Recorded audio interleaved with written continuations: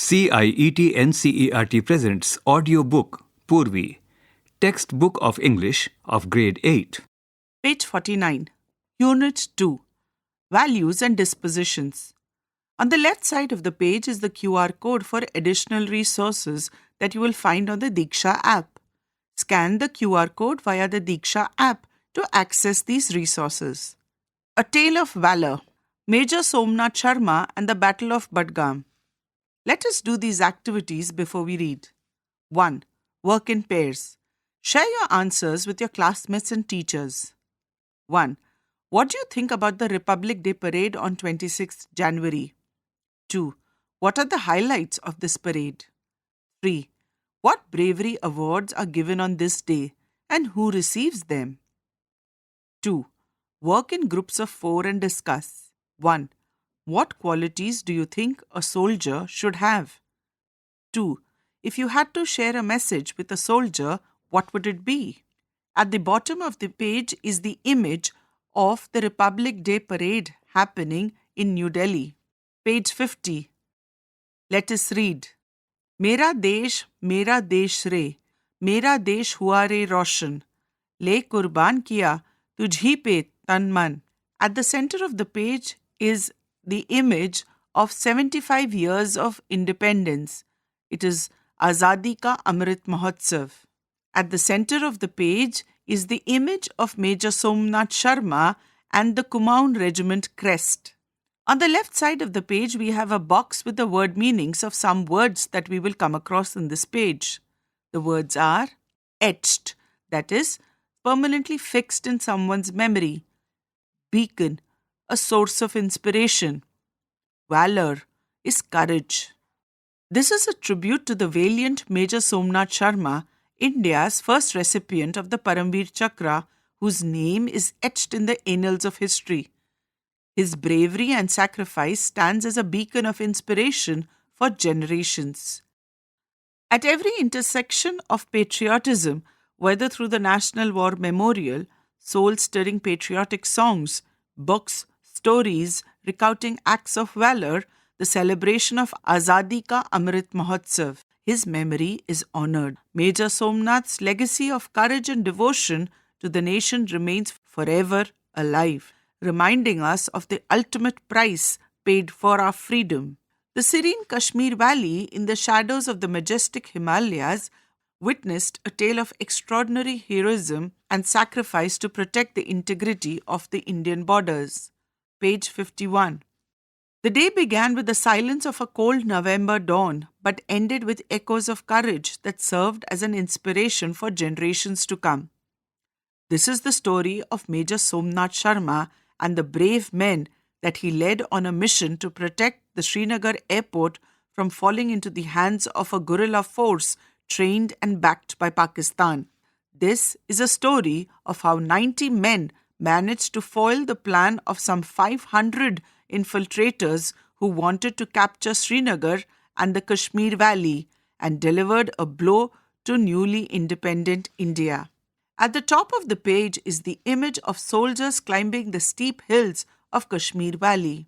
The events that led to the Battle of Budgam started in August 1947 when Pakistan launched Operation Gulmarg to annex the Kashmir Valley. This was in violation of an existing agreement with Hari Singh, the Maharaja of Jammu and Kashmir, who had committed Pakistan not to attack the state. However, instead of honoring the commitment, the Pakistani army trained and equipped around 1,000 invaders who possessed deep knowledge of mountain passes and local terrain to enter Kashmir and take control of strategic locations, including the Srinagar airport. The ultimate goal of their plan was to engineer a revolt in Kashmir, overthrow the government, and capture the territory. Page 52. On the left side of the page, we have a box with the word meanings of some of the words that we will come across in this page. The words are combat, that is a battle; unfounded, that is not based on reason or facts; eerily, that is in strange, frightening, and mysterious ways. If the infiltrators had succeeded, it would have allowed them to control strategic mountain passes, peaks, and rivers. On October 22nd, Operation Gulmarg was launched and these infiltrators invaded Kashmir, which led to the princely state becoming a part of India on October 26, 1947. In response to this invasion, the government of India sent its troops to defend the people of Kashmir and India's border on 27th October 1947. A contingent of troops posted to Jammu and Kashmir was airlifted into Srinagar because the land route through Pathankot was not in good condition. On 31st October, the D Company of the 4th Battalion of Kumaon Regiment under the command of Major Somnath Sharma was also flown into Srinagar.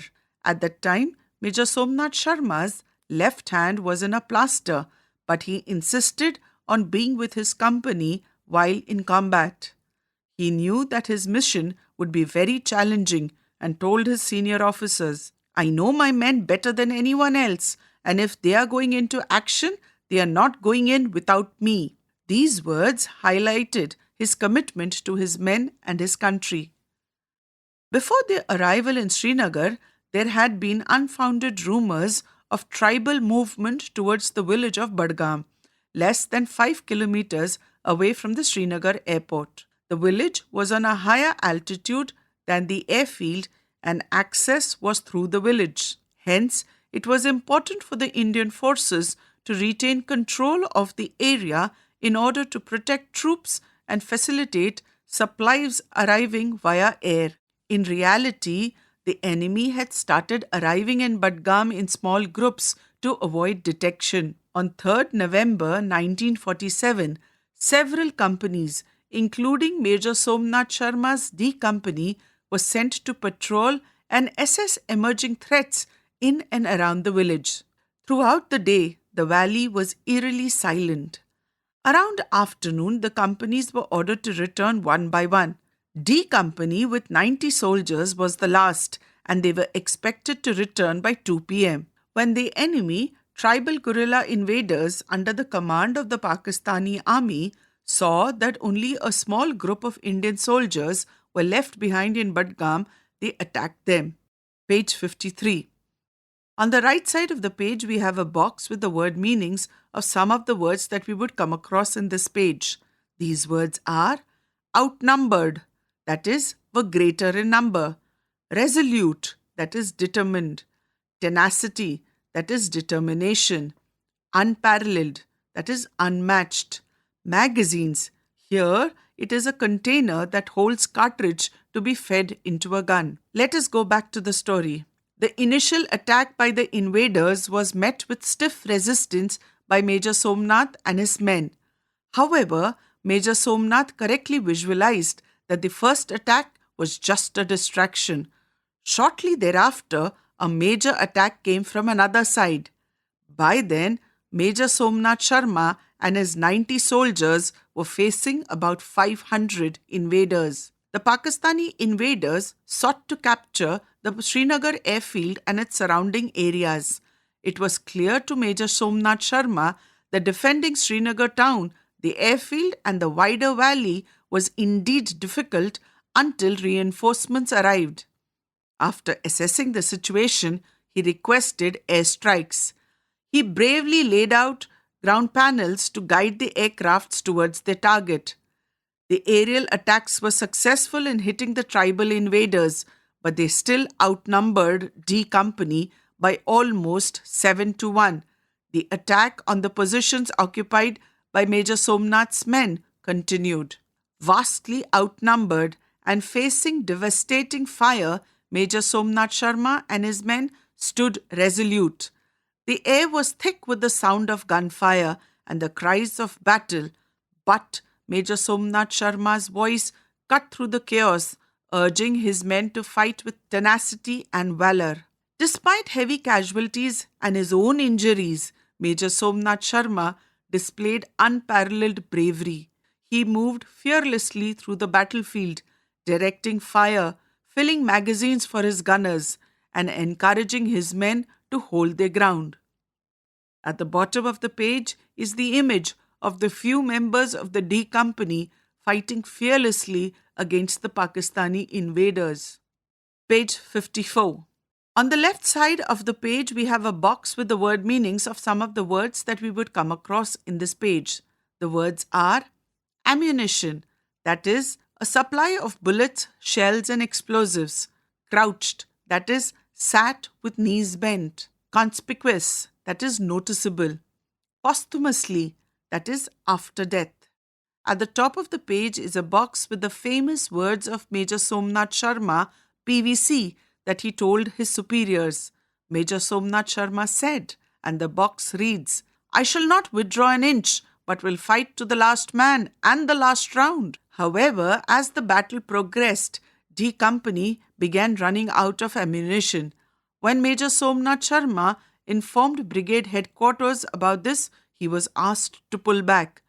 Aware of the gravity of the situation, he responded with these words, "The enemy is only 50 yards from us. We are heavily outnumbered. We are under devastating fire. I shall not withdraw an inch, but will fight to the last man and the last round."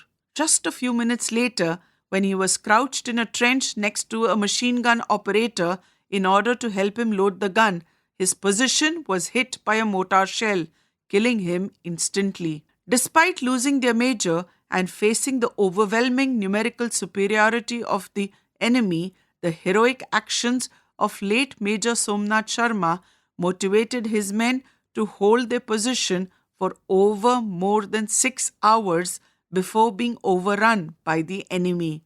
Their brave resistance provided time for reinforcements to arrive, including flying in soldiers from the Punjab regiment to Srinagar.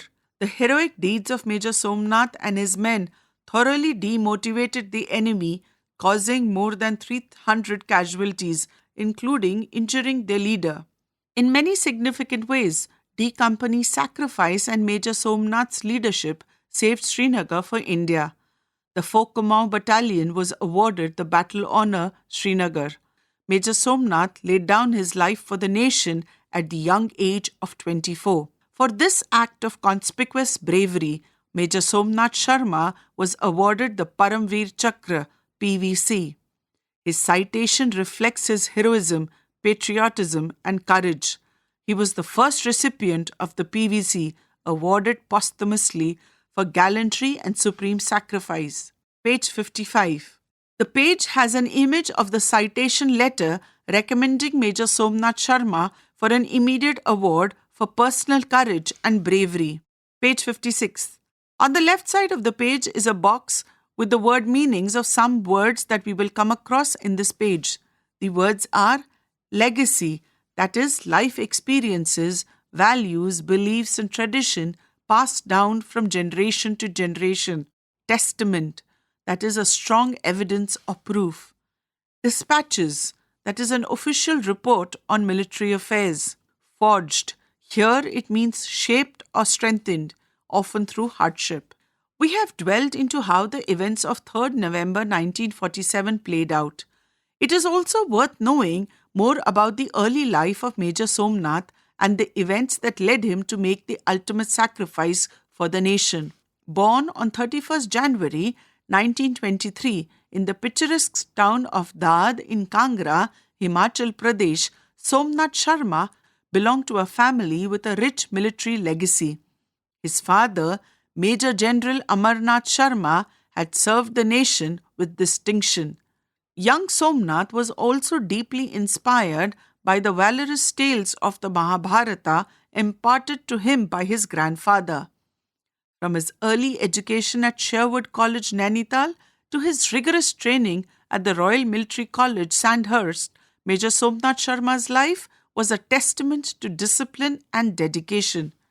Commissioned into the 8th Battalion, 19th Hyderabad Regiment in 1942, he served with distinction during World War II in the Arkan campaign in Burma, earning mention in dispatches for his bravery. However, it was during the Indo-Pakistan War of 1947-1948, particularly in the Battle of Budgam, that the legacy of Major Somnath Sharma was truly forged. The life and sacrifice of Major Somnath Sharma embody the highest ideals of duty, honor, and patriotism. He has been a source of inspiration for soldiers and citizens alike.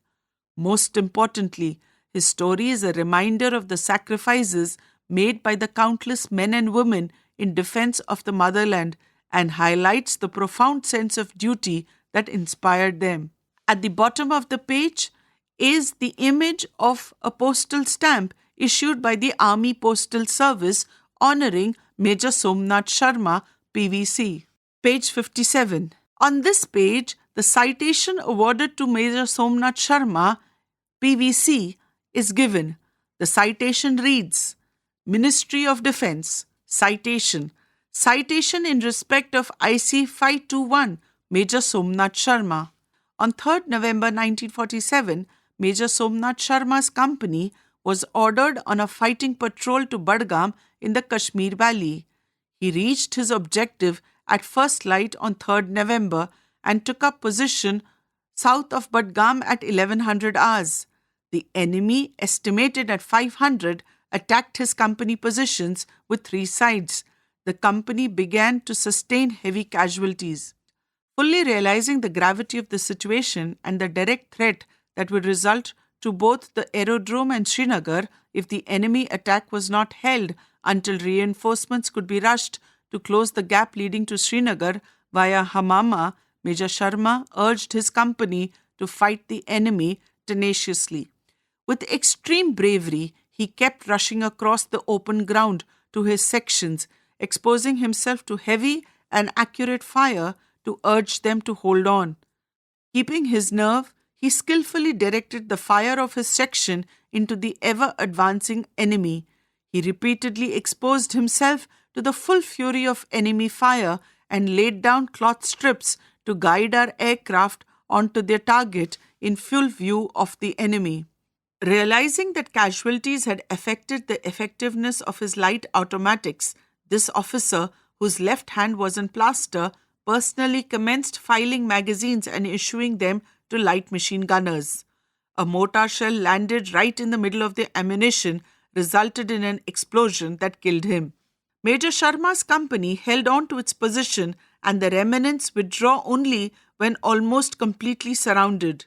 His inspiring example resulted in the enemy being delayed for over 6 hours, thus gaining time for our reinforcements to get into positions at Hamama to stem the tide of the enemy advance. His leadership, gallantry and tenacious defense was such that his men were inspired to fight the enemy by 7-1 for 6 hours, 1 hour which was after this gallant officer had been killed. He has set an example of courage and qualities seldom equaled in the history of Indian Army. Page 58. On the left side of the page, we have a box with the word meanings of some of the words that we will come across in this page. Poignant, that is emotional and sad. In the quiet of the Kashmir Valley, where the echoes of the D Company's battle with infiltrators have long since faded, the story of Major Somnath Sharma remains a beacon of courage and sacrifice. His valor ensured the tricolours would continue to fly over Srinagar, and his name is forever etched in the golden pages of India's military history. The life and legacy of Major Somnath Sharma stands as a poignant reminder of the price of freedom and enduring spirit of those who fought to protect it. His story, marked by selflessness and bravery, will continue to inspire and guide generations to come, ensuring that his sacrifice is never to be forgotten. His name is etched on the honor wall of the National War Memorial. In the center of the page is the honor wall with the names of the bravehearts at the National War Memorial. The bottom of the page also has images of the Medal of Honor. Page 59. Vande Mataram Sujala Sufala Malaya Jashitala Shasya Shamala Mataram Vande Mataram Vande Mataram Let us salute this brave heart. On the left side of the page is the image of Tiranga flying high. Let us discuss. 1. Arrange the following events in chronological order. First and the last events have been marked for you. Share your answers with your classmates and teachers. 1. Major Somnath Sharma was born in 1923 in Kangra, Himachal Pradesh. This is the first sentence in the sequence. Now you need to reorder the other sentences in chronological order. The sentences are, even after losing Major Somnath Sharma, the soldiers fought bravely to save Srinagar for India. The next sentence is, the D Company under the command of Major Somnath Sharma was flown into Srinagar. The next sentence is, Major Somnath Sharma underwent training at the Royal Military College, Sandhurst. Major Somnath Sharma requested airstrikes to combat the enemy at Badgam. The next sentence is, Major Somnath Sharma was commissioned into the 19th Hyderabad Regiment in 1942. Major Somnath Sharma was killed immediately after a mortar shell hit him. And the last sentence, which has been done for you, reads, Major Somnath Sharma was the first recipient of the Paramveer Chakra. Let us think and reflect. 1. Listen to the given extracts and answer the following questions. The first extract. Vastly outnumbered and facing devastating fire, Major Somnath Sharma and his men stood resolute. The air was thick with the sound of gunfire and the cries of battle, but Major Somnath Sharma's voice cut through the chaos, urging his men to fight with tenacity and valor. Page 60. Despite heavy casualties and his own injuries, Major Somnath Sharma displayed unparalleled bravery. He moved fearlessly through the battlefield, directing fire, filling magazines for his gunners, and encouraging his men to hold their ground. On the left side of the page is the commemorative postage stamp issued by the Government of India honoring Major Somnath Sharma, PVC. Now, based on what you have listened, answer the following questions. 1.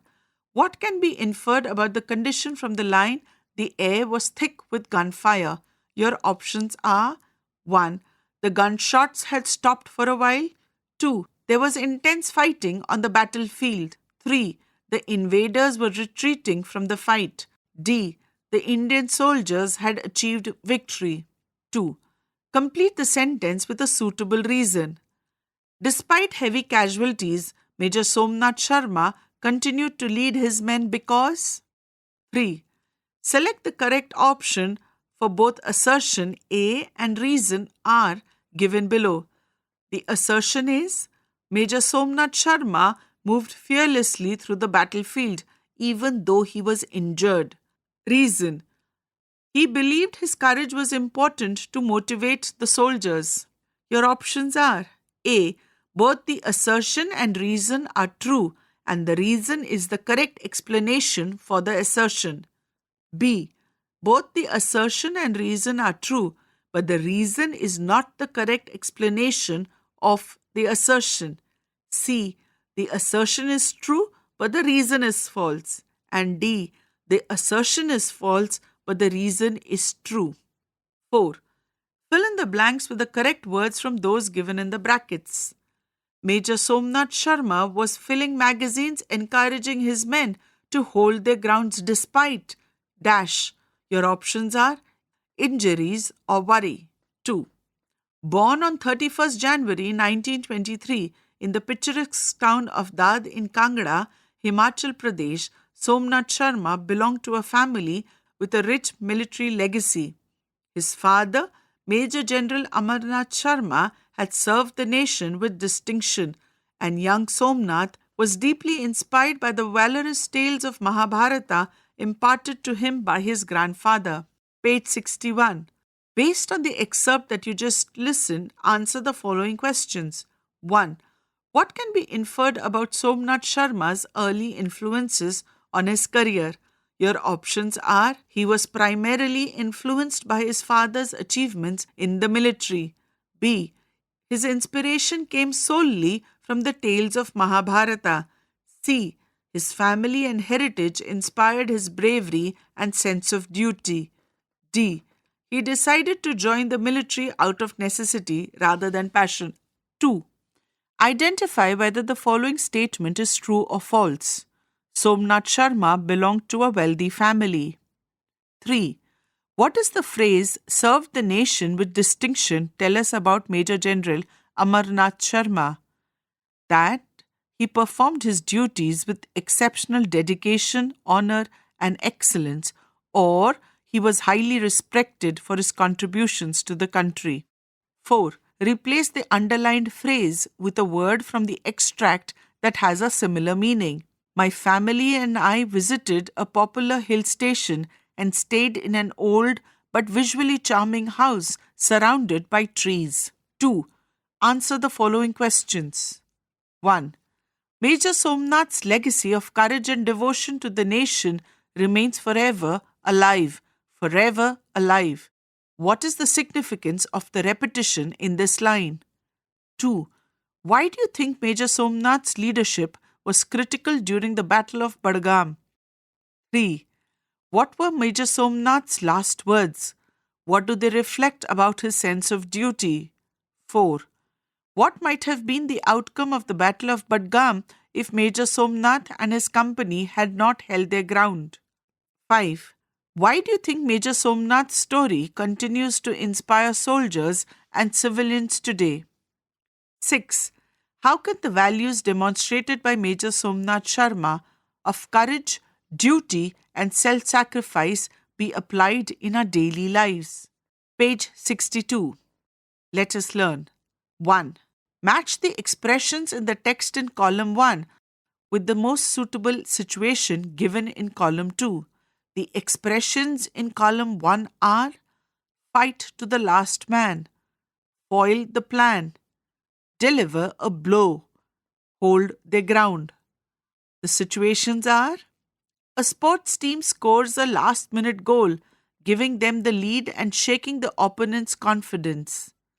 Second, the soldiers fought valiantly until each one laid down his life for the nation. Third, soldiers stay in their position and fight back even though the enemy is stronger. Fourth, a spy disrupts the enemy efforts to invade a country by intercepting their communications. Now complete the following sentences using the expressions in column 1. A. The detective managed to dash by finding the hidden evidence before the culprit could get rid of it. B. The company's new advertising campaign was meant to dash to the competitors' sales.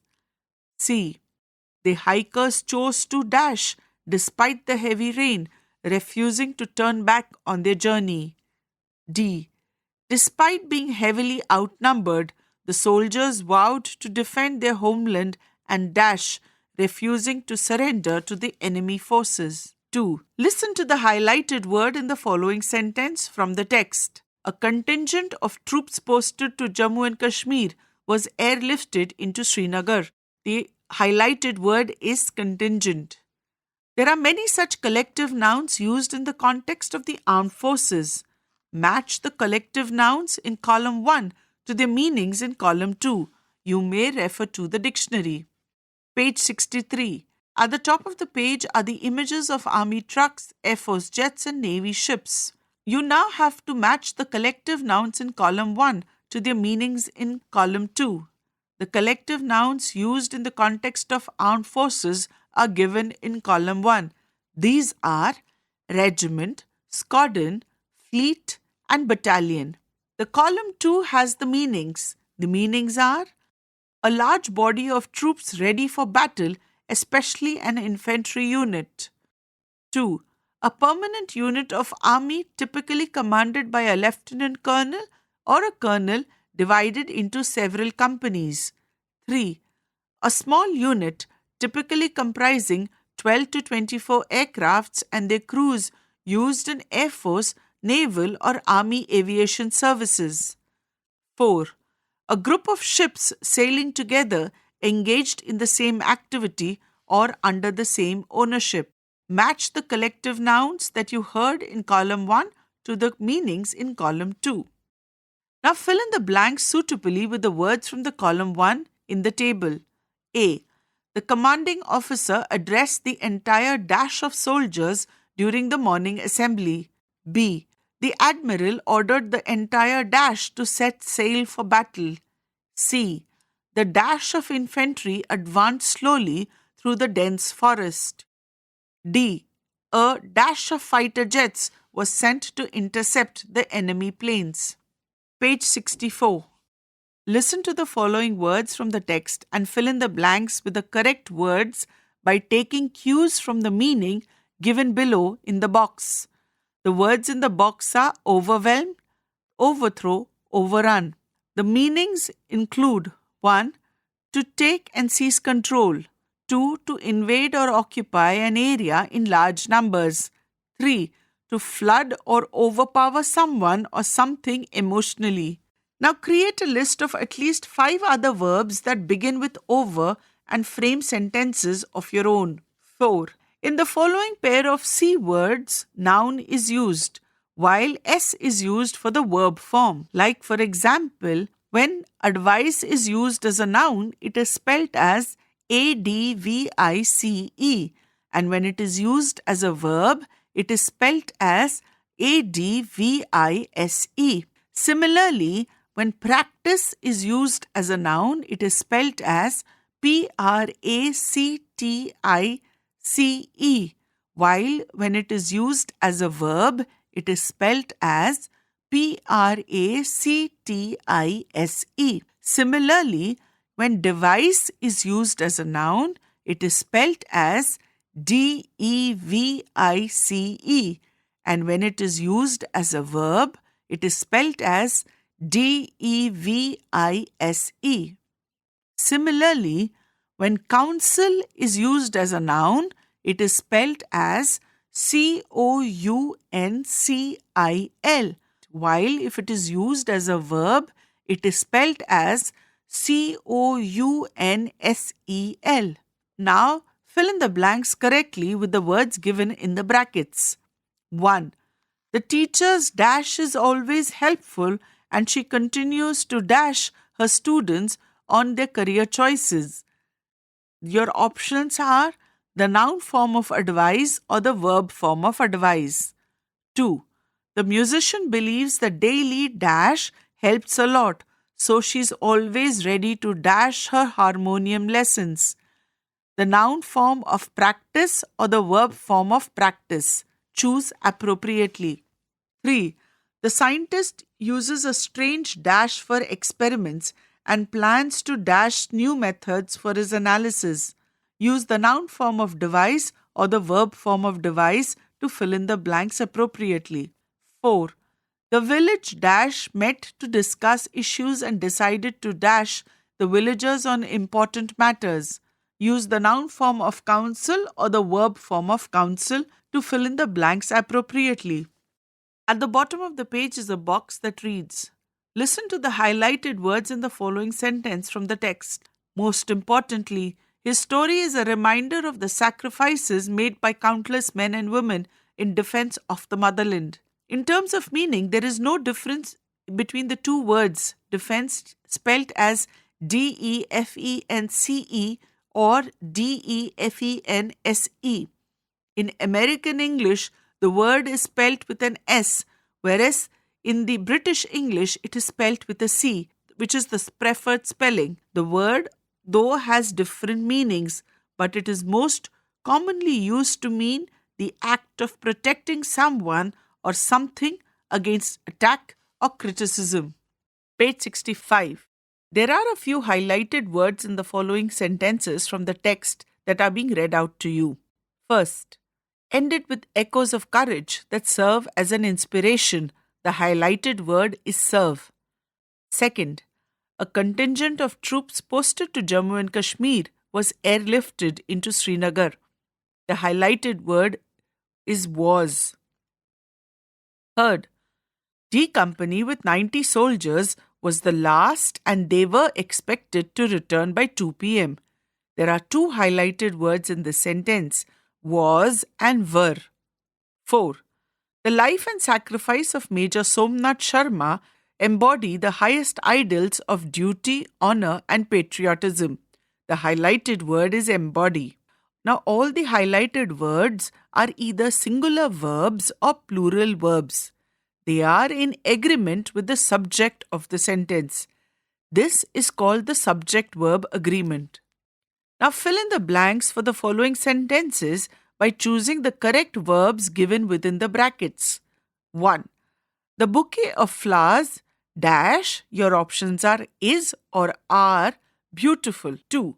Neither the teacher nor the student dash, and your options are was or were aware of the change in the schedule. 3. Each of the participants dash, your options are has or have submitted the projects on time. 4. The data collected by the researchers dash shows or show significant trends. 5. One of the players dash, your options are was or were injured during the match. 6. Either the children or the guardian dash, your options are has or have to attend the meeting. 7. A pair of shoes dash, and your options are is or are missing from the rack. 8. Neither of the statements dash, your options are is or are true. 9. The members of the jury dash, your options are has have delivered their verdict to the court. 10. Mathematics dash, your options are is or are an interesting subject for many students. 6. Listen to the following passage and correct the incorrect usage of verbs. One example has been done for you. The sentence reads, a battalion of soldiers stand at attention as the national flag are raised.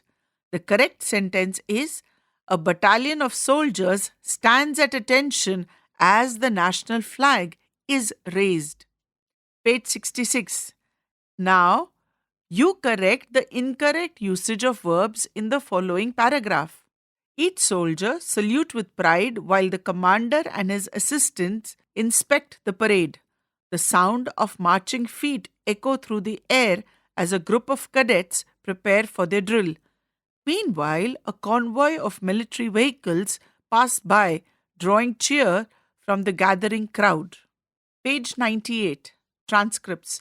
A Tale of Valor, Major Somnath Sharma and the Battle of Badgam.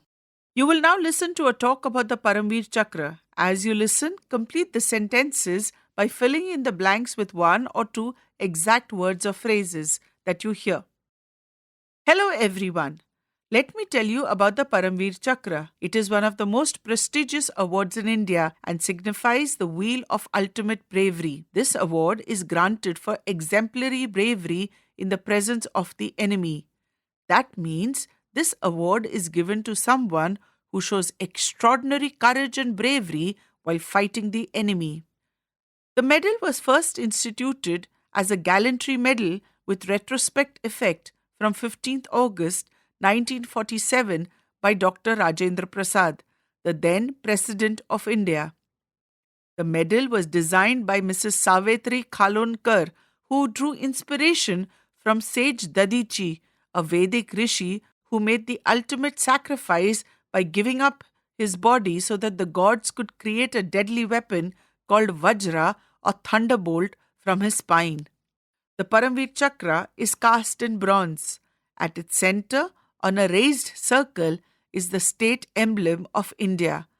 Surrounding it are 4 replicas of Indra's Vajra lined with lotus flowers.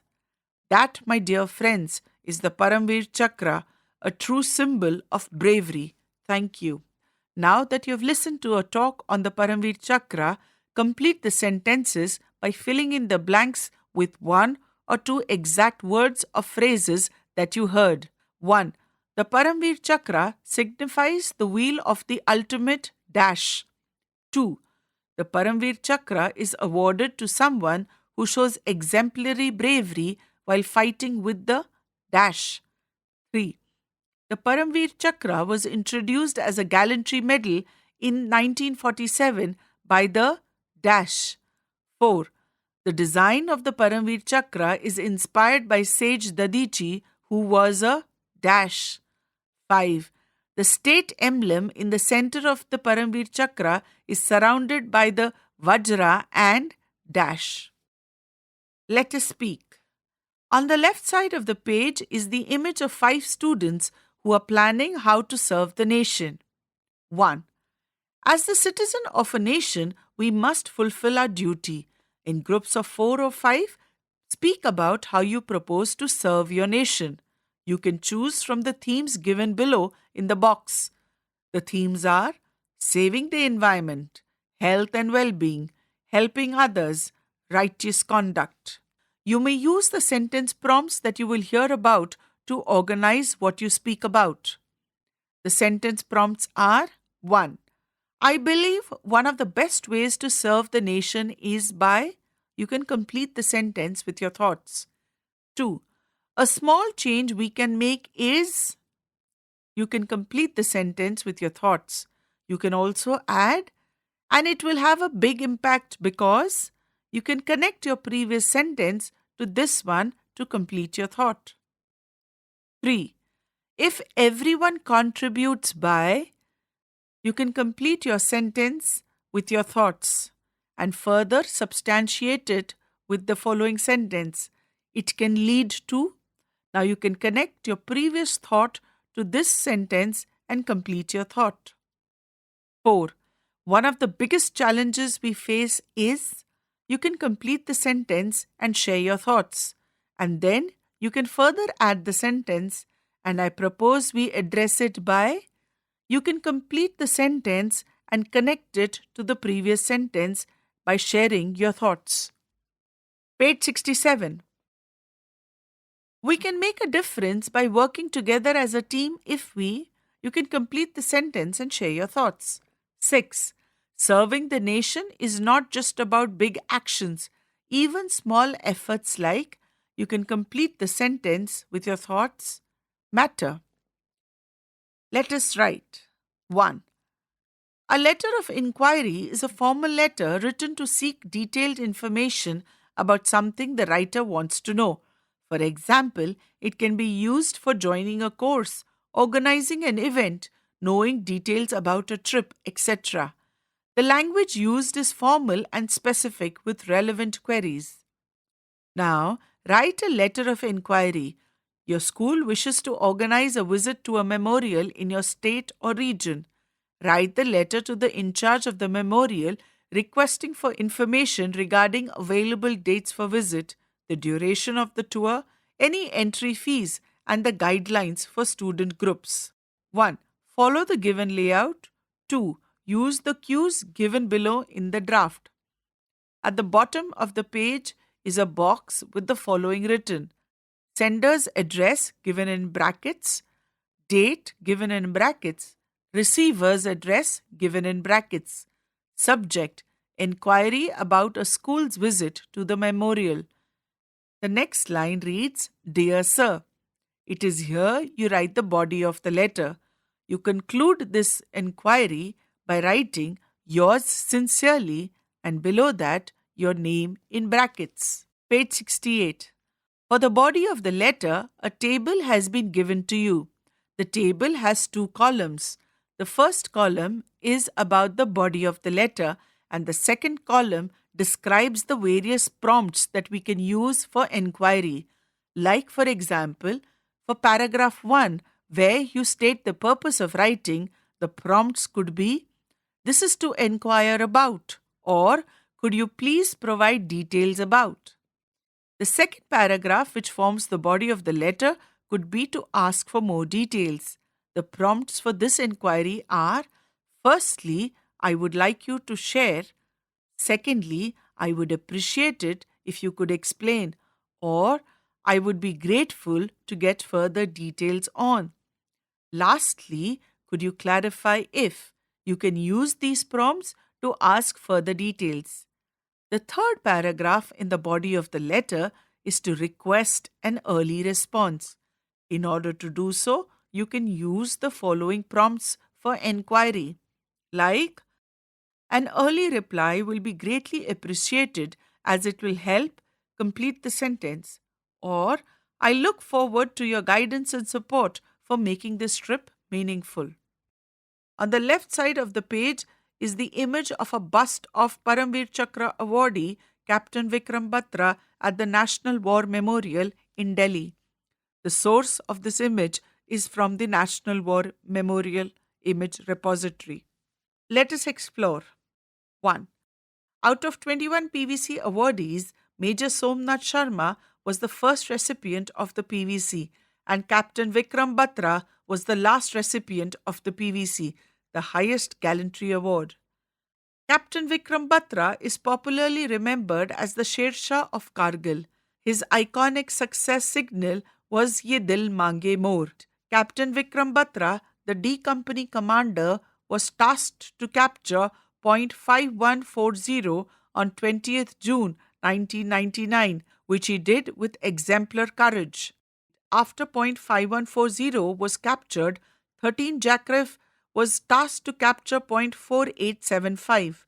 On 7th July 1999, Captain Batra led the assault from the front and engaged in a physical fight with the enemy.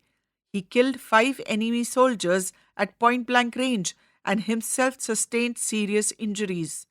Despite his injuries, his dauntless determination inspired his men to clear the enemy from the dominating position.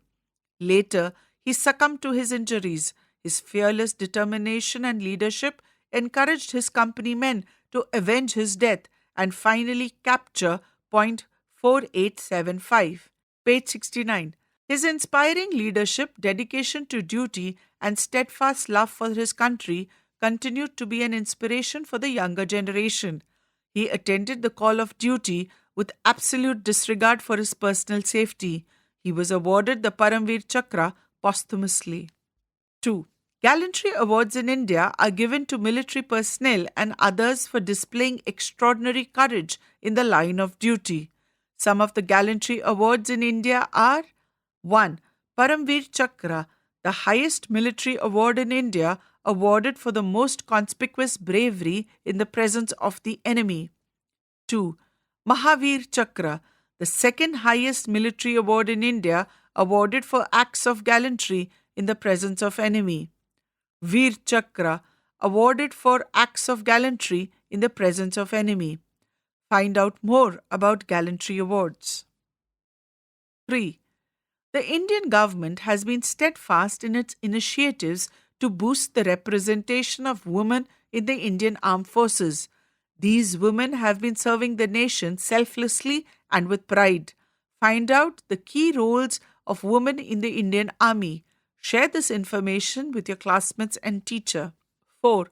Birsa Munda, a saga of courage and sacrifice. Birsa Munda, a revered tribal freedom fighter, a spiritual leader, and folk hero, belonged to the Munda tribe. Celebrated as a valiant warrior and a charismatic figure, he emerged as a powerful symbol of tribal resistance against British colonial rule. Among the people of Jharkhand, he is affectionately known as Dharti Aba, that is, father of the land, and is honored as a divine figure for his selfless dedication to his people. On the left side of the page is a commemorative stamp designed by Sri Shankha Samanta capturing his powerful presence. It features Birsa Munda addressing his followers with a determined expression that reflects his unwavering vision of tribal unity, empowerment, and self-governance.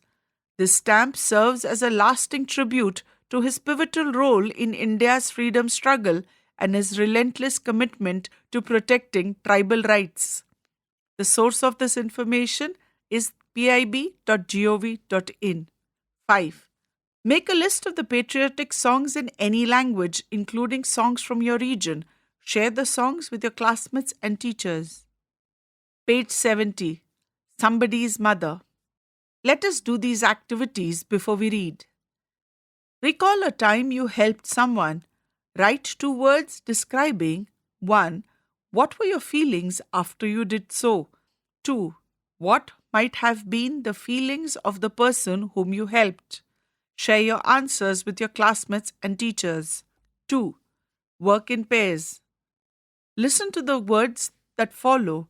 Circle the words you would like to associate with an elderly person and underline the words you would associate with a school student. Share the reasons of your choice with your classmates and teachers. The words are strong, firm, slow, worried, bent, guide, trembling, merry, helpful, hastening, grey. Now listen to these lines. The woman was old and ragged and grey, and bent with the chill of the winter's day. Select a suitable meaning of ragged as used in these lines. There are 4 other meanings given below. Discuss with your classmates and teachers. The first meaning of ragged is in relation to clothes which are old and torn. It's a synonym for shabby, like a ragged jacket. The second meaning of ragged is having an outline, an edge, or a surface that is not straight or even. An example is a ragged coastline. The third meaning of ragged is not smooth or regular or not showing control or careful preparation. For example, I could hear the sound of his ragged breath. Their performance was still very ragged. And another informal meaning of ragged is very tired, especially after physical effort, like the elderly man was ragged after climbing the stairs. Page 71. Let us read. On the right side of the page is an image of an old lady trying to cross the road by herself and a few schoolboys standing nearby. The woman was old and ragged and grey, and bent with the chill of the winter's day. The street was wet with a recent snow, and the woman's feet were aged and slow. She stood at the crossing and waited long, alone, uncared for, amid the throng of human beings who passed her by, nor heeded the glance of her anxious eyes. Down the street, with laughter and shout, glad in the freedom of school let out, came the boys like a flock of sheep, hailing the snow-piled, white and deep. Past the woman, so old and grey, hastened the children on the way. Not offered a helping hand to her, so meek, so timid, afraid to stir, lest the carriage wheels or the horse's feet should crowd her down in the slippery street. At last came one of the merry troop, the gayest laddie of all the group. He paused beside her and whispered low, "I'll help you cross if you wish to go." Page 72. Her aged hands on his strong young arm she placed, and with so, without hurt or harm, he guided the trembling feet along, proud that his own were firm and strong. Then back again to his friends he went, his young heart happy and well content. She's somebody's mother, boys, you know, for all she's aged and poor and slow, and I hope some fellow will lend a hand to help my mother, you understand. If ever she's poor and old and grey, when her own dear boy is far away, and somebody's mother bowed low her head in her home that night, and the prayer she said was, "God, be kind to the noble boy who is somebody's son and pride and joy." At the left side of the page is the image of the old woman crossing the road with a young boy. Page 73. Let us discuss. 1. Arrange the events of the poem in the correct order of occurrence. Share your answers with your classmates and teachers. The first sentence. The boy returned to his friends, feeling proud of what he had done. The second sentence. The old woman stood alone at the crossing, hesitant to move. The third sentence. A group of schoolboys passed by, playing and laughing. The fourth sentence. The boy offered to help the old woman cross the street. The fifth sentence. The woman prayed for the boy who helped her. The sixth sentence. The children hurried past the old woman without offering to help. The seventh sentence. The woman placed a hand on the boy's arm and he guided her safely across the street. The eighth sentence. The boy thought about his own mother and hoped someone would help her one day. 2. Fill in the blanks by choosing the correct answer from the options given in the brackets. 1. The central theme of the poem is dash. Your options are kindness and empathy or adventure and courage. 2. The tone of the poem is dash, humorous and playful or sympathetic and hopeful. 3. The poem is written in couplets with dash lines in each stanza. Your options are 4 or 2. 4. The structure of the poem gives a rhythmic flow that reflects both the dash, that is narrative and emotions, or the story's pace and message. 5. The poem follows a rhyme of dash, AABB or ABAB. 3. Pick examples from the poem for the following poetic devices: simile, alliteration, and repetition. 4. Complete the following sentences appropriately explaining the imagery. 1. The poem uses imagery to describe scenes of a bustling street. We know this by the phrase dash. 2. The line, "The street was wet with a recent snow," suggests that a cold and dash weather, emphasizing the woman's helplessness. 5. Complete the following sentence with a suitable reason. The poet repeats the phrase somebody's mother because it dash. 6. Complete the analogy. The old woman is to vulnerable and neglect, while the young boy is to dash. Let us think and reflect. 1. At the middle of the page is the image of the old woman walking quietly across a street where snow has just fallen. Listen to the following extract and answer to the following questions. The first extract. The woman was old and ragged and grey and bent with the chill of the winter's day. The street was wet with the recent snow and the woman's feet were aged and slow. 1.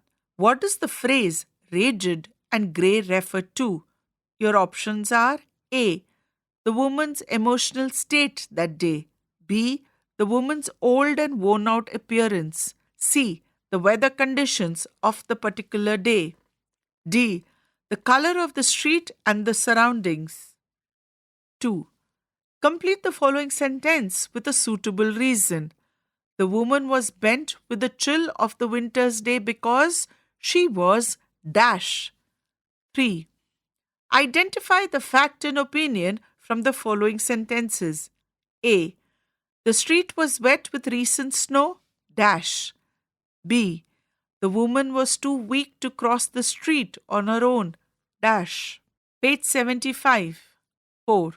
Why do you think the woman's feet were described as aged and slow? Listen to the second excerpt now and then answer the following questions.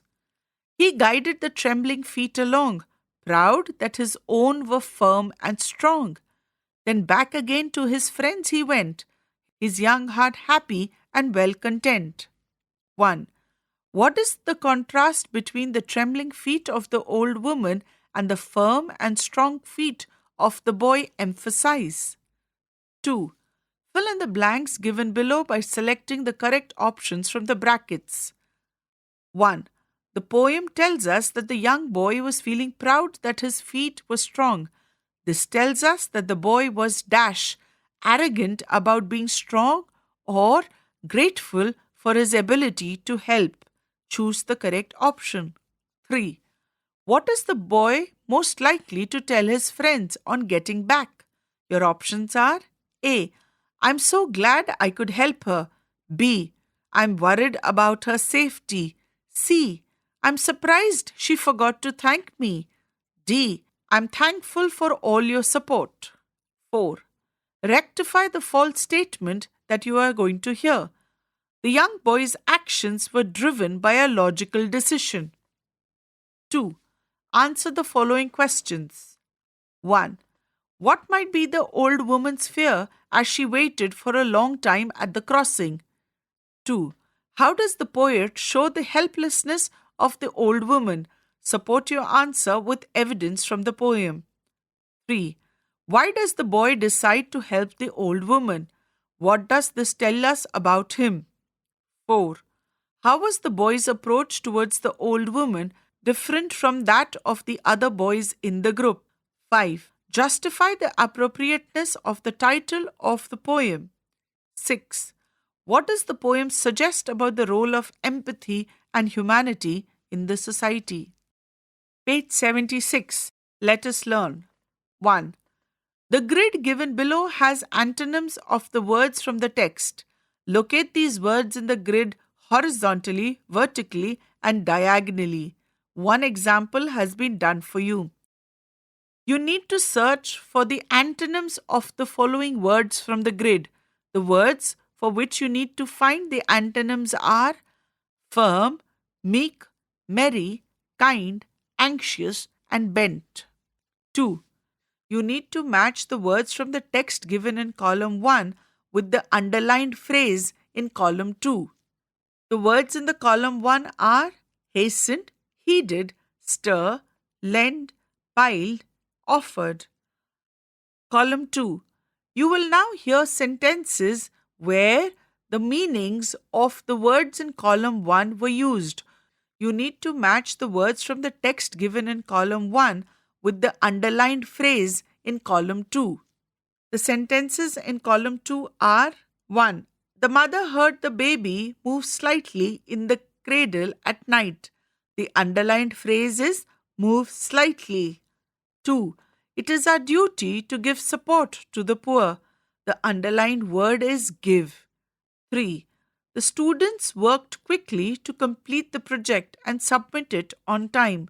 The underlined phrase is worked quickly. 4. All the boxes are kept in a heap at one place. The underlined phrase is kept in a heap. 5. They came forward to help us when we were in need. The underlined phrase is came forward. 6. The stranded people were brought to safety because they paid attention to our advice. The underlined phrase is paid attention to. Page 77. 3.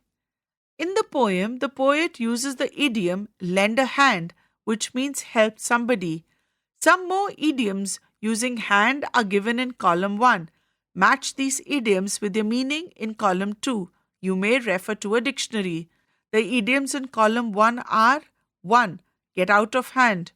2. Try your hand at something. 3.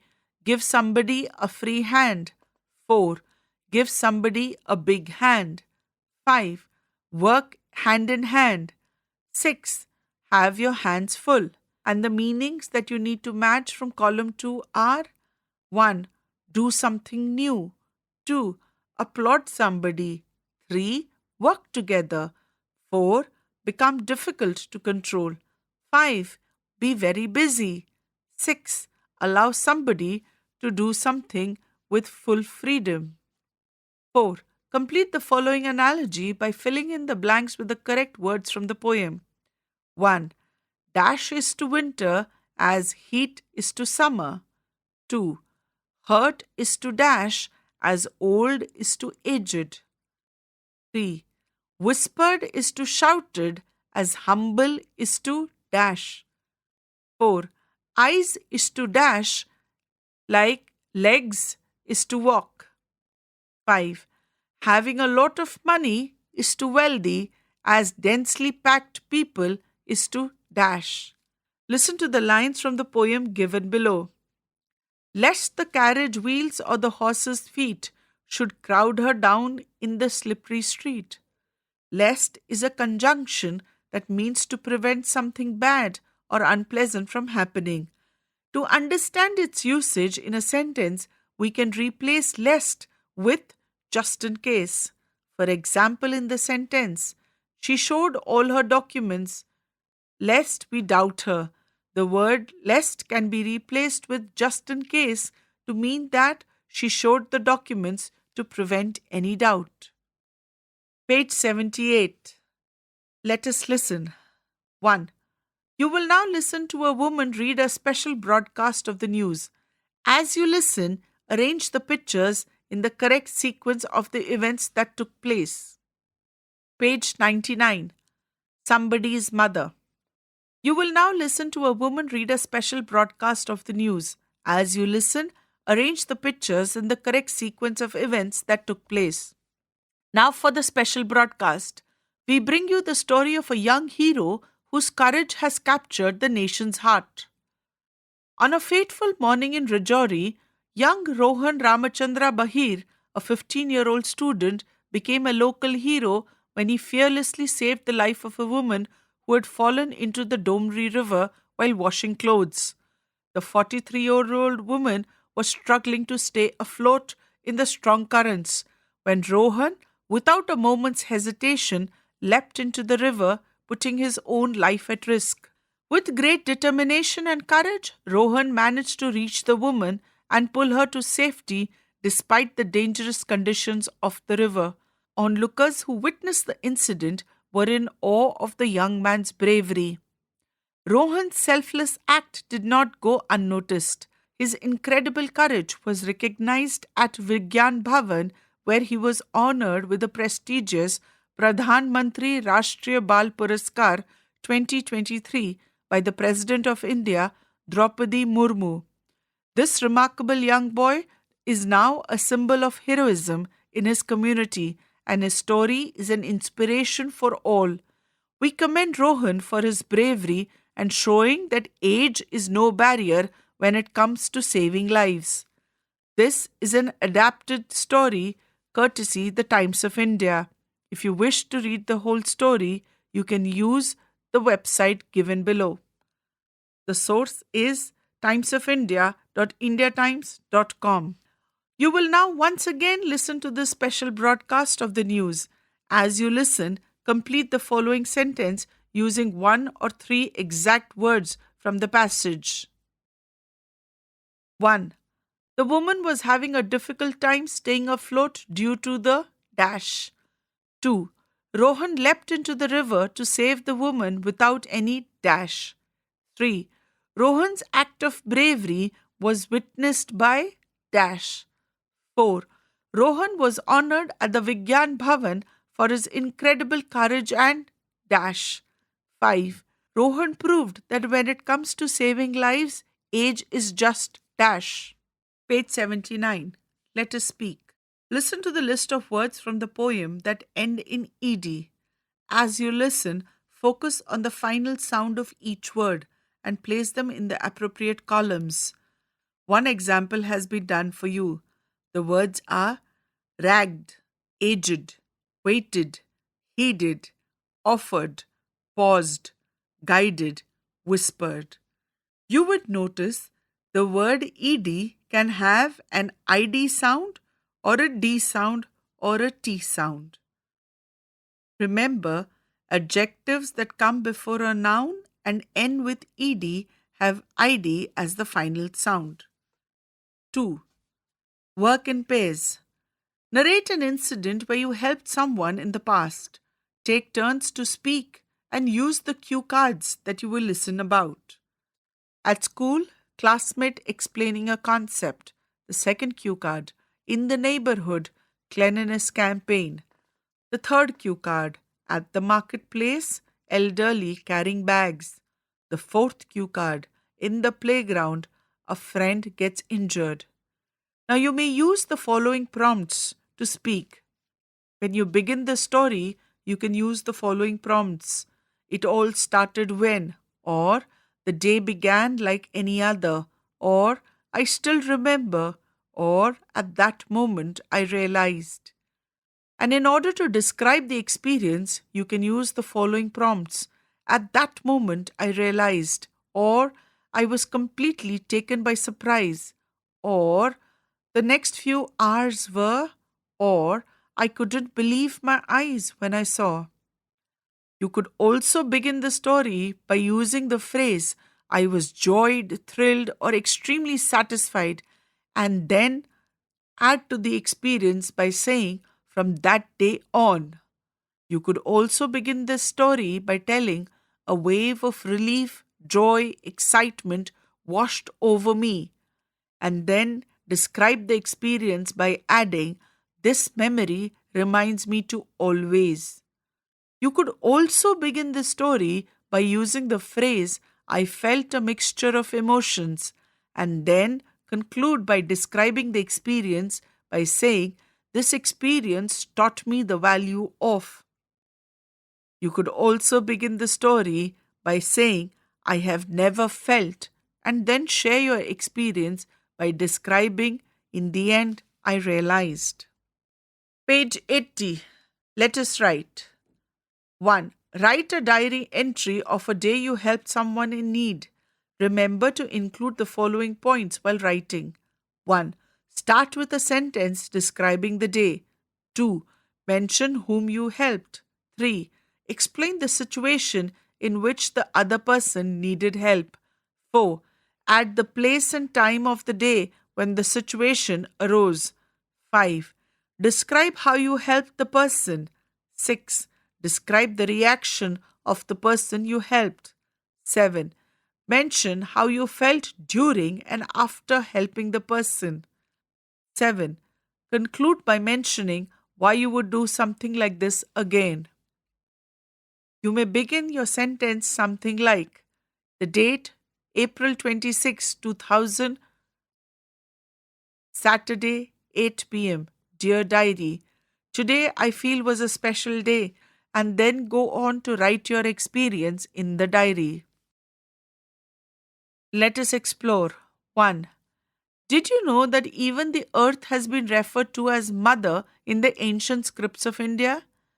In the section 1.2.1.12 of Prithvi Sukta, Hymn to the Earth of Atharva Veda, Earth is referred to as a mother and us as her children by stating, insert the Sanskrit here. It can be translated as, Earth is my mother and I am her child. Mata Bhumi Putroham Prithivya. 2. Work in groups of 4. Find out the names of countries that refer to their country as motherland and few others as fatherland. Share your feelings with your classmates and teachers. Page 81. 3. Listen to the poem and enjoy. A Nation's Strength by Ralph Waldo Emerson. Not gold, but only men can make a people great and strong. Men who for truth and honor's sake stand fast and suffer long. Brave men who work while others sleep, who dare while others fly. They build a nation's pillar deep and lift them to the sky. Note, here men refers to both men and women. 4. Make a gratitude card for your mother or grandmother to thank her for at least 5 things that she does for you. Also write 2 things that you would regularly do to help them. Use recycled material to make and decorate the card. At the bottom of the page, space is provided for making this card. Page 82. Varghese Kurian, I Too Had a Dream. Let us do these activities before we read. Some worldwide means of communication are going to be read out to you. Arrange these worldwide means of communication in the timeline provided. Share your answers with your classmates and teachers. The worldwide means of communication given are telephone, telegraph, email, mobile phone, postcard, carrier pigeons. Arrange them in the line provided from old to new. 2. Work in pairs and discuss the following things. Share your answers with your classmates and teacher. 1. The reasons for the change in means of communication over the years. 2. The means of communication that you prefer to use and the reason for your choice. 3. Communication through social media, its benefits and precautions that one should take against its misuse. Page 83. On the right side of the page, we have a box with the word meanings of some words that we will come across in this page. These words are addicted, that is, dependent on something, fleeting, that is, momentary or short lived, abiding pleasure, that is, a feeling of happiness that continues for a long time, jottings, that is, brief notes, foremost, that means leading, humility, that is, modesty or the quality of being humble, pursue, that is, follow, envisioned, that is, imagined or expected something to happen in a particular way. Let us listen. V. Korean, Anand, 388001, India. To my grandson, Anand, 2005. My dear Siddharth, when did I write to you last? I have trouble even remembering. In today's fast-paced world, we have become so addicted to instant communication that we prefer to use a telephone. But speaking on the telephone only gives us an immediate but fleeting joy. Writing is different. Writing, even if it is a letter, not only conveys our present concerns and views of the events taking place around us, but it becomes a possession that can be treasured and reread over the years with great abiding pleasure. You may not wish to read it all right away, but perhaps a couple of decades or more from now, you will pick up these jottings of mine again, and they will give you a deeper understanding of what I have done and the reasons I pursued a life of service to our nation's farmers. You will then discover in them a valuable reminder of the days just before the world entered the 21st century, and you may want to share my memories with those of your generation or even younger to provide a glimpse of the world your grandparents lived in and knew. I started my working life soon after our country became independent. The noblest task in those days was to contribute in whatever way we could towards building an India of our dreams, a nation where our people would not only hold their heads high in freedom but would be free from hunger and poverty, a nation where our people could live with equal respect and love for one another, a nation that would eventually be counted amongst the foremost nations in the world. It was then I realized in humility that choosing to lead one kind of life means putting aside the desire to pursue other options. This transformation took place within me 50 years ago when I agreed to work for a small cooperative of dairy farmers who were trying to gain control over their lives. To be quite honest, service to our nation's farmer was not the career I had envisioned for myself, but somehow a series of events swept me along and put me in a certain time with a choice that would transform my life. I could have pursued a career in metallurgy and become the chief executive of a large company, page 84, or opted for a commission in the Indian Army and maybe retired as a general. Or I could have left for the US and gone to become a highly successful NRI. Yet I chose none of these because somewhere deep down I knew I could make more meaningful contribution by working here in Anand, Gujarat. On the left side of the page, we have a box with the word meanings of some words that we will come across in this page. These words are ardently, that is, in a way of showing strong feelings, poise, in a calm and confident manner, adhered, that is, to continue to support, integrity, that is, honest and strong moral principles, correlation, a connection between two or more things. The letter continues. Your grandmother too made an important choice. She knew in those days life in Anand could not even offer the simple comforts that we take for granted today. However, she ardently supported my choice to live and work in Anand.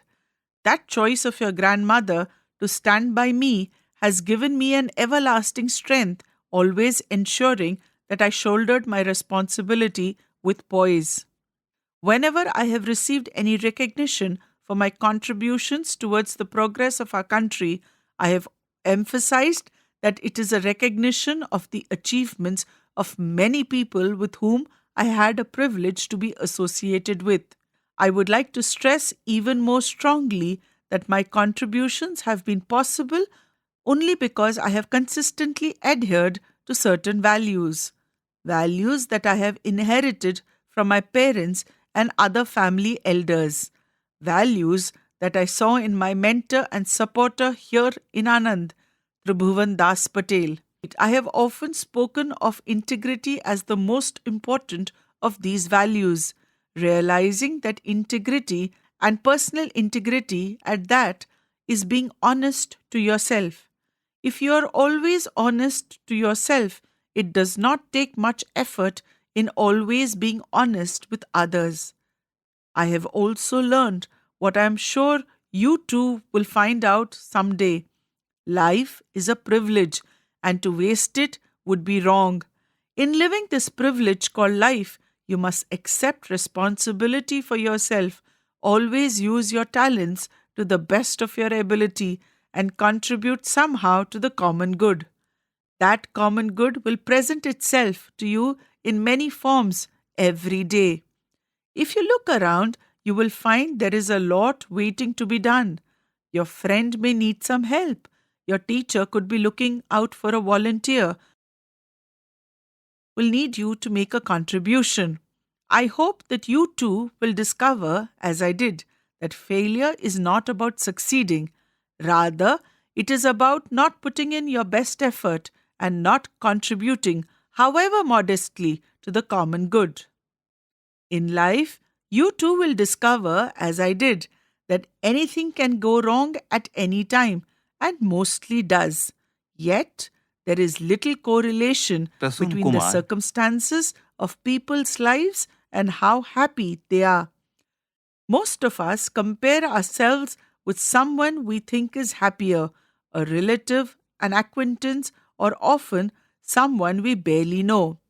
But when we start looking closely, we realize that what we saw were only images of perfection, and that will help us understand and cherish what we have rather than what we don't.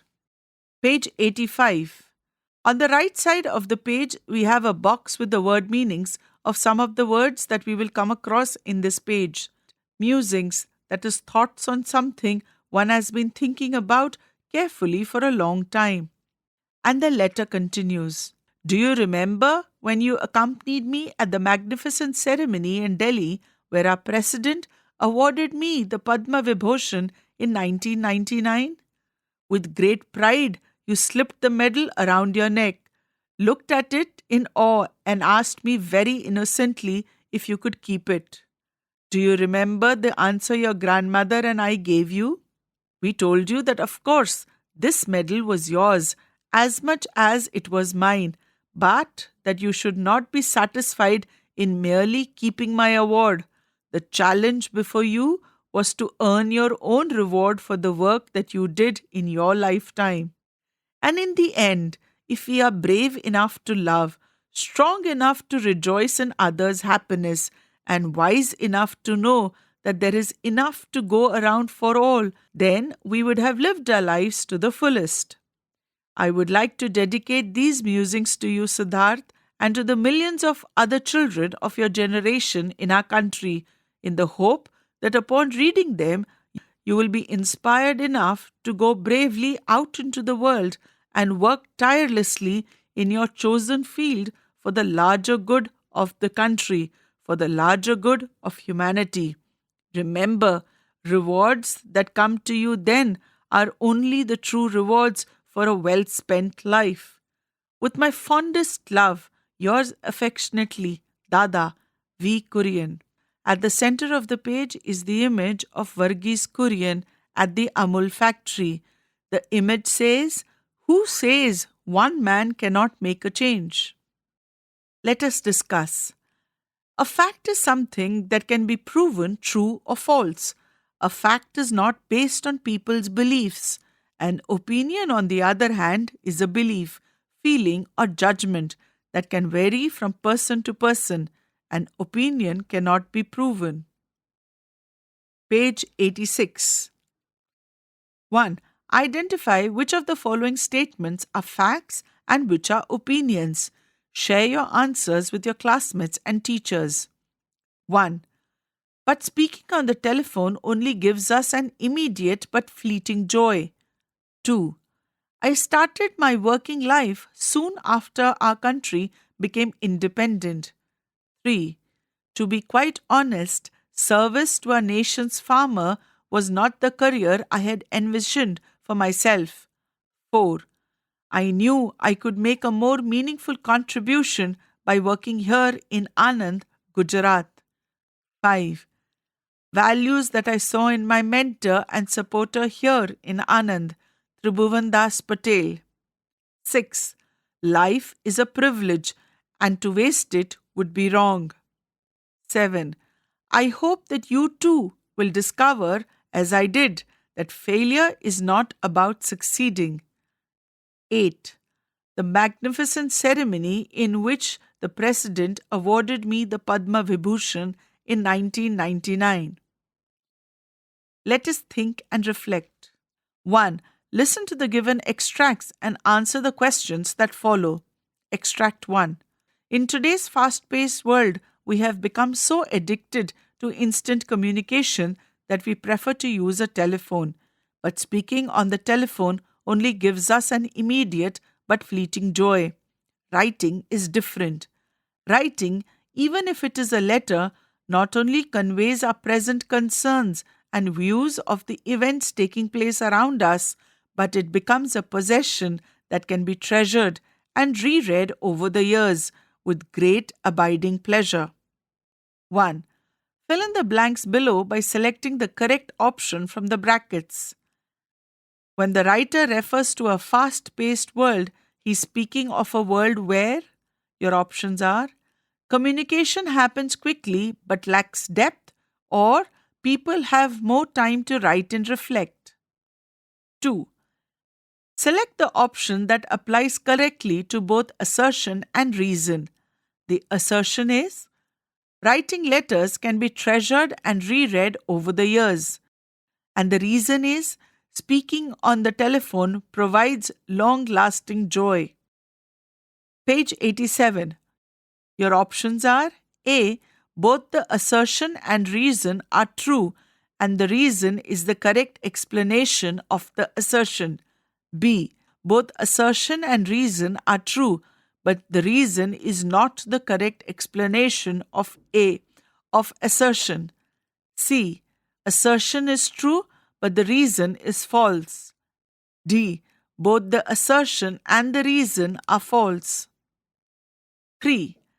Identify whether the statement given below is true or false. The writer feels that letter writing is a class apart from other kinds of writing. 4. Which of the following is the most appropriate title for the given extract?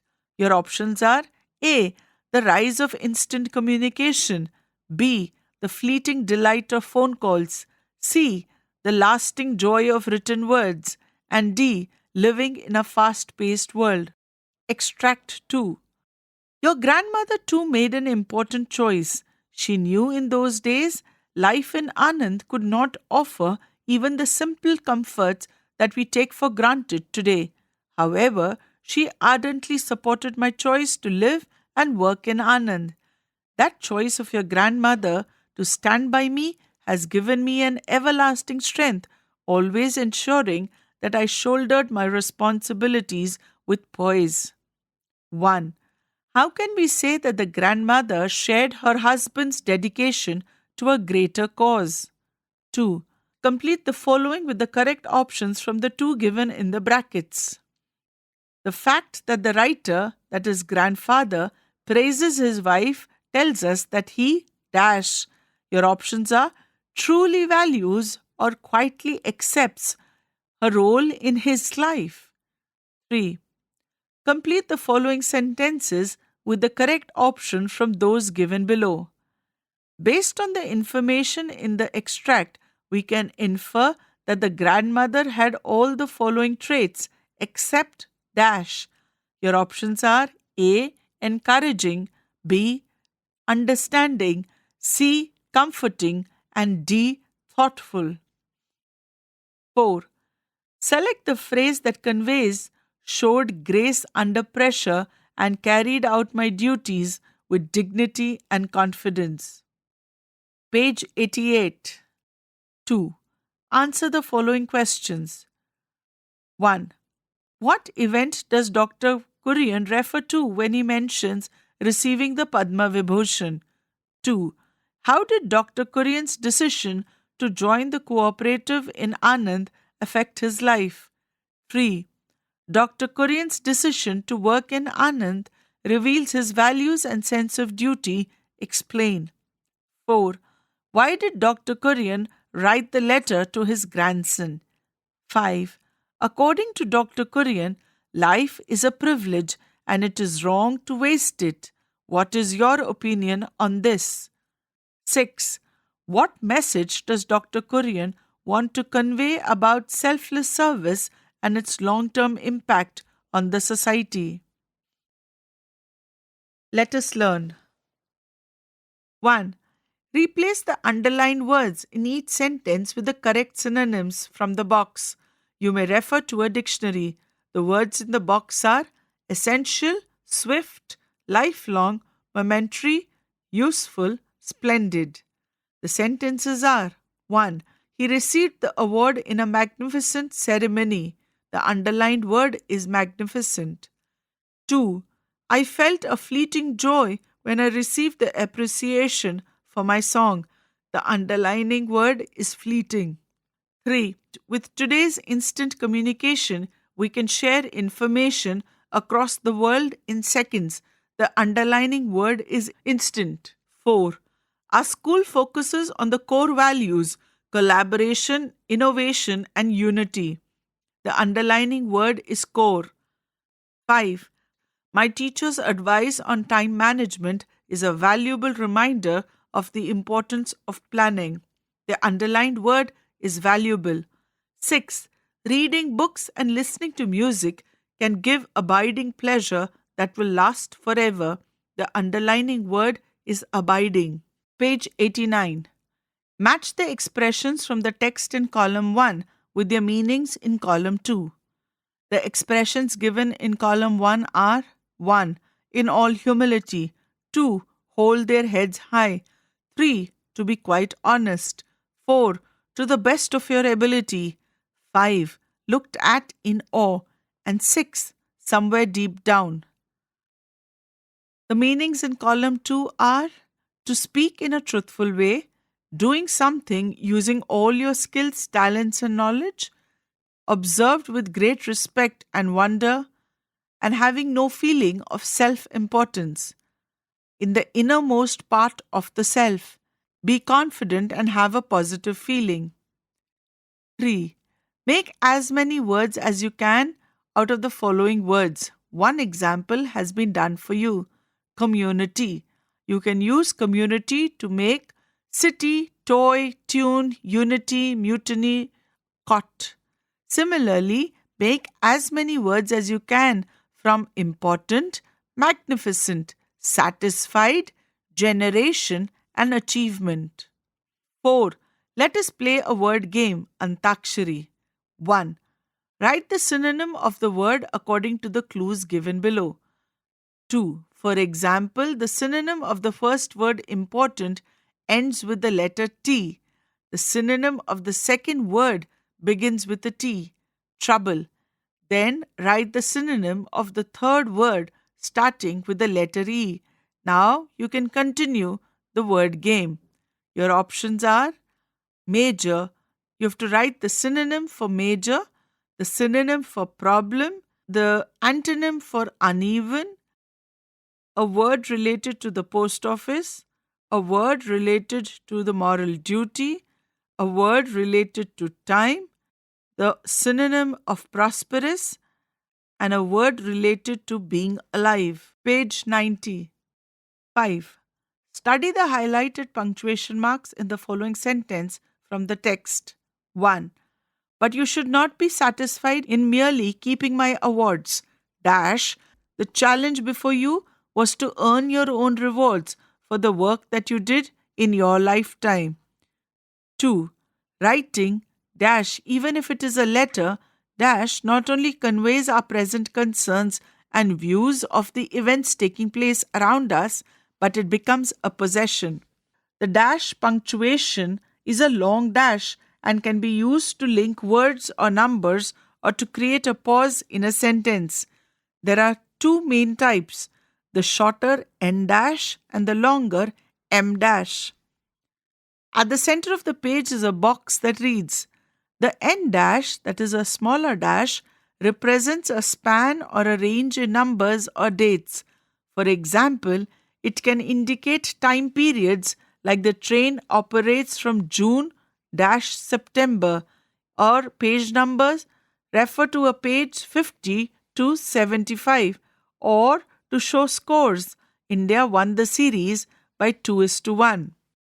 The M dash, that is a longer dash, is used to add extra information or to show a change in thought within a sentence.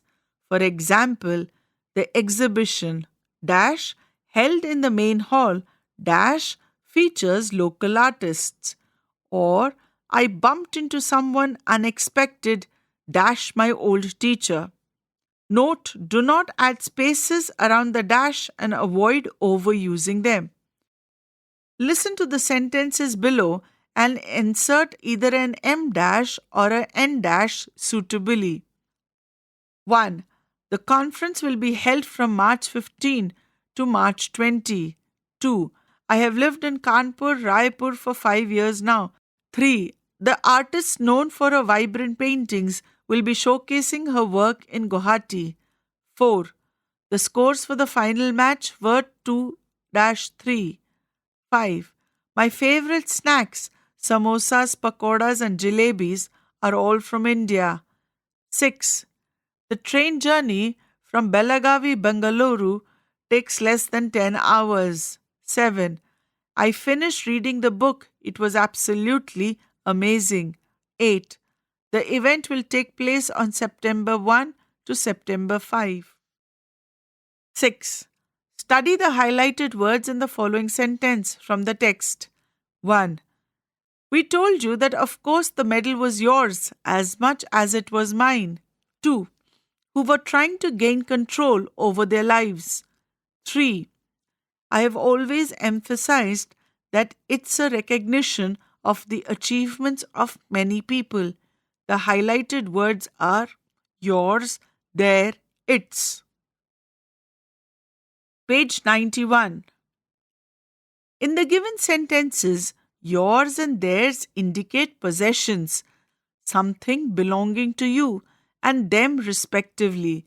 But its does not indicate possession. Rather, it is the contracted form of it is.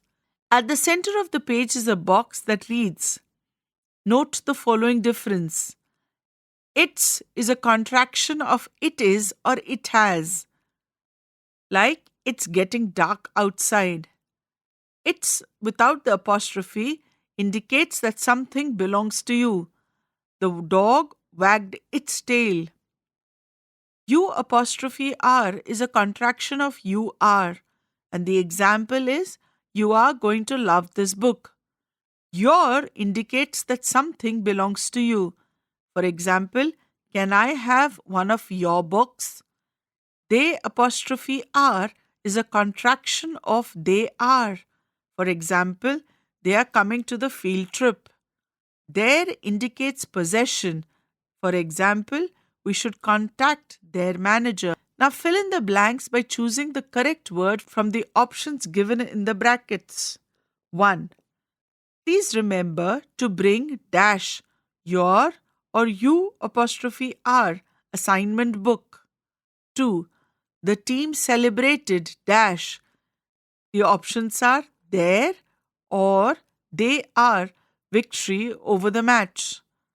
3. Dash, it's or it is important to stay hydrated during the hot summer days. 4. I can't believe dash you're or you are going to the mango festival today. 5. The student said dash. Your options are they are there, excited for the field trip tomorrow. 6. The tree lost dash its or it is leaves in the winter. 7.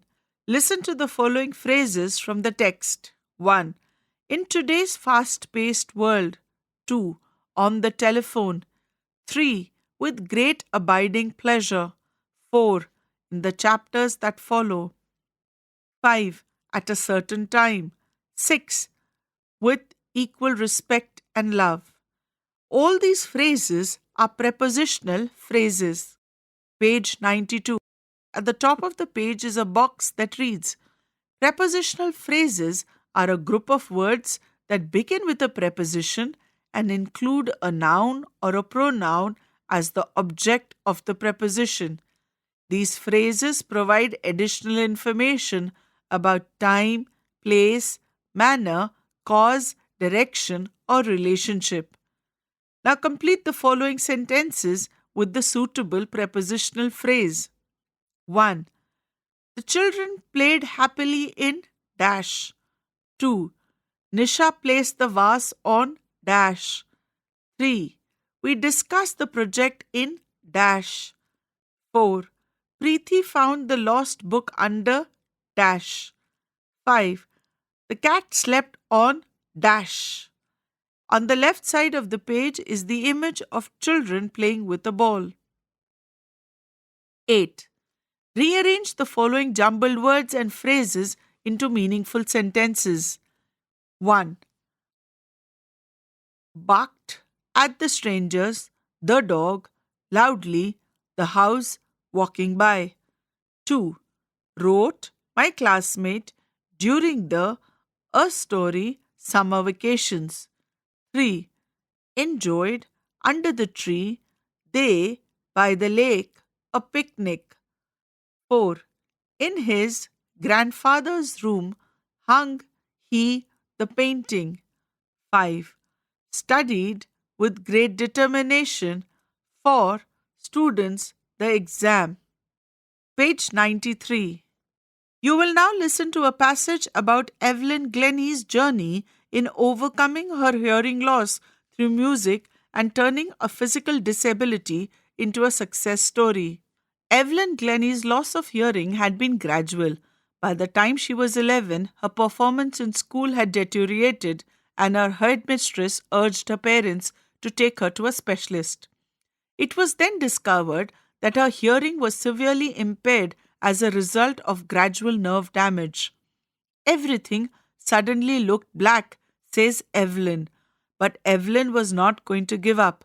She was determined to lead a normal life and pursue her interest in music. One day, she noticed a girl playing a xylophone and decided she wanted to play it too. Most of the teachers discouraged her, but percussionist Ron Forbes spotted her potential. He began by tuning 2 large drums to different notes. Don't listen through your ears, he would say. Try to sense it some other way, says Evelyn.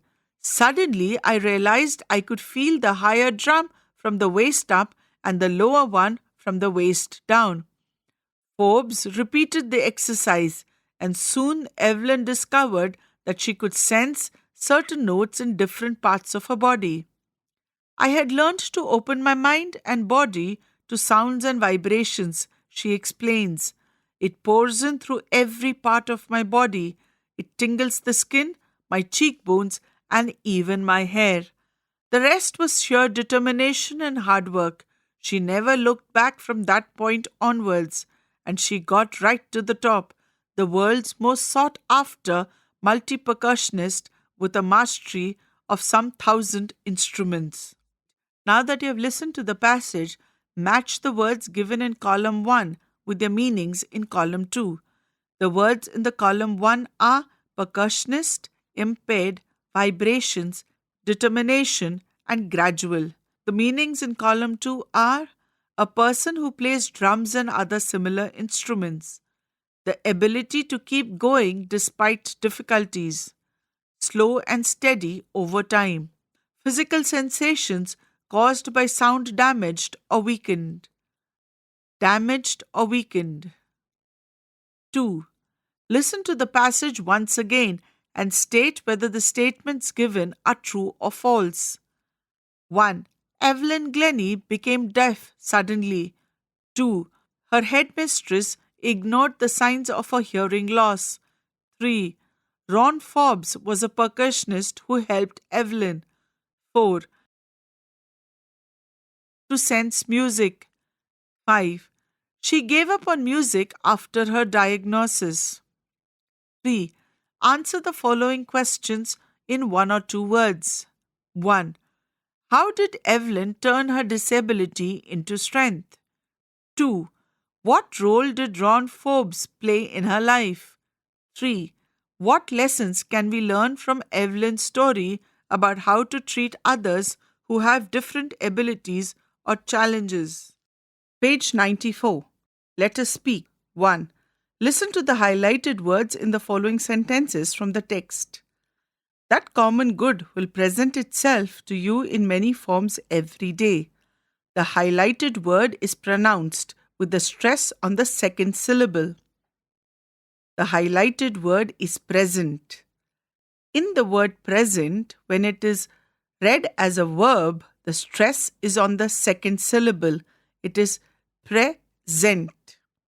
While if the word present is used as a noun, the stress is on the first syllable, present.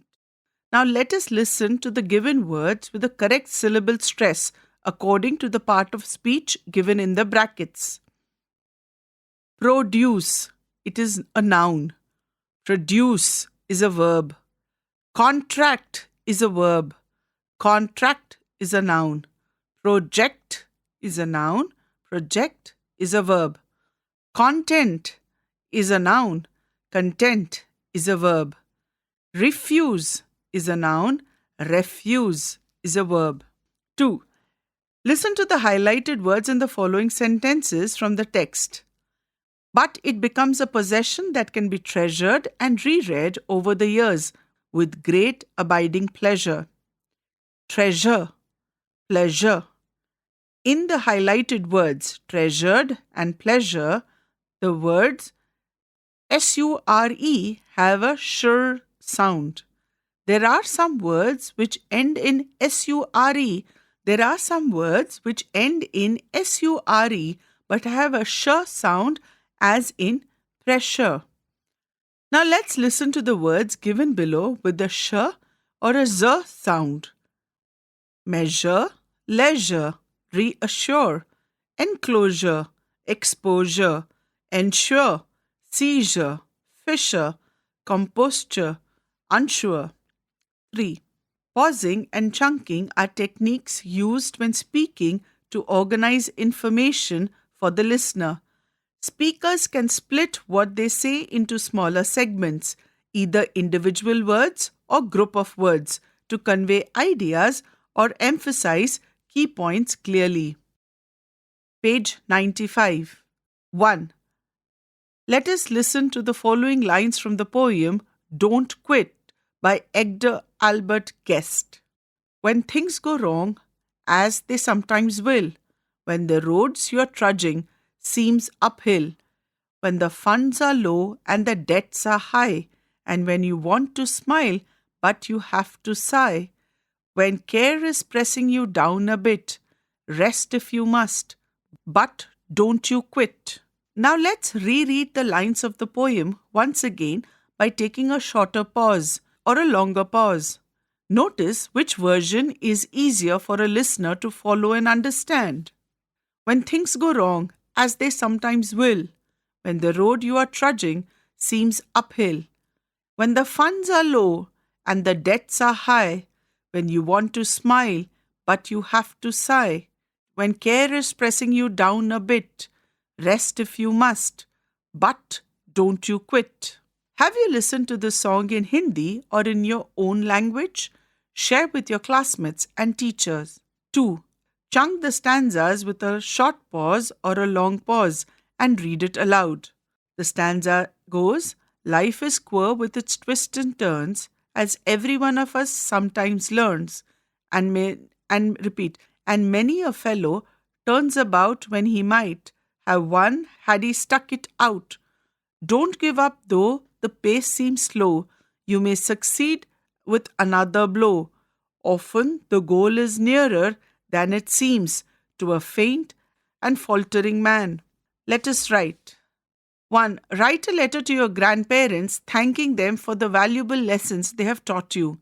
Include how their wisdom has shaped your values and behavior in life. 1. Thank them for teaching you important lessons, sharing stories, or helping others in the neighborhood. 2. Share how their actions inspire you to contribute to the betterment of the society. Page 96. Let us explore. On the right side of the page is an image with cows and milk in a bottle. On the left side of the page is the image of the wheat grass. On the bottom right is the image of fisheries. 1. The White Revolution led to the increase in milk production in India primarily due to the efforts of Dr. Varghese Kurian. Therefore, he is known as the milkman of India. The Green Revolution in India introduced high-yielding varieties of wheat and rice. It was initiated by Dr. M.S. Swaminathan. He was awarded the Padma Shri in 1967, Padma Bhushan in 1972, and Padma Vibhushan in 1989. And in 2024, he was awarded the Bharat Ratna. The Blue Revolution focused on increasing fisheries production and productivity in India. This initiative was led by Dr. Harilal Chaudhary. In groups of 4, research more about these revolutions. Share your findings with your classmates and teachers. 2. Vocational training for people in rural regions is provided by the Jan Shikshan Sansthan, JSS, under the Ministry of Skill Development and Entrepreneurship, Government of India. The objective of JSS is to economically uplift the rural population by imparting essential skill-based training. This enables local traders to grow and creates new opportunities for the people in the region. Find out more about JSS with the help of the link given below. The link is jss.gov.in. Page 97. 3. Financial literacy. Let us listen to the passage and discuss the questions that follow. Financial literacy is an essential lifelong skill that should be taught to children from an early age. Preparing children with financial literacy skills is an investment for their future well-being. By imparting an understanding of how money, saving, budgeting, and wise spending, we empower them to navigate the financial world with confidence as they grow up. Whether it is managing a cooperative society, a startup, or a household budget, financial literacy is an ongoing learning process that evolves as children grow and their understanding deepens. An introduction to the concept of saving, budgeting, investing, and responsible spending equips them with essential life skills. Children learn best through practical examples. Real-life situations help them understand the value of money and the importance of making wise financial choices. Thinking critically before spending helps cultivate responsible habits. The concept of saving and investing can be explained through relatable examples, such as planting seeds that grow into tree-bearing fruits. As children grow older, they will learn to differentiate between needs and wants, compare prices before making a purchase, and understand the importance of financial literacy. On the bottom right of the page is a word wall with the words budget, saving, tax payment, investment, e-wallet, etc. written. Discuss in groups. 1. The importance of learning about money and saving from a young age. Share one example of it. 2. Imagine you received some money as a gift. How would you decide whether to save it, spend it, or invest it? What factors would you consider? 3. If you were in charge of planning a small event at school with a limited budget, how would you manage the money? 4. Why is financial literacy important for everyone? Unit 2 ends here. You were just listening to this audiobook, Textbook of English of Grade 8. Narration, Dr. Pranita Gopal. Sound recordist, Virendra Rawat. Production assistant, Vineet Kumar Sharma. Directed and produced by Vimalesh Chaudhary. This audiobook was brought to you by CIET NCERT, New Delhi, India.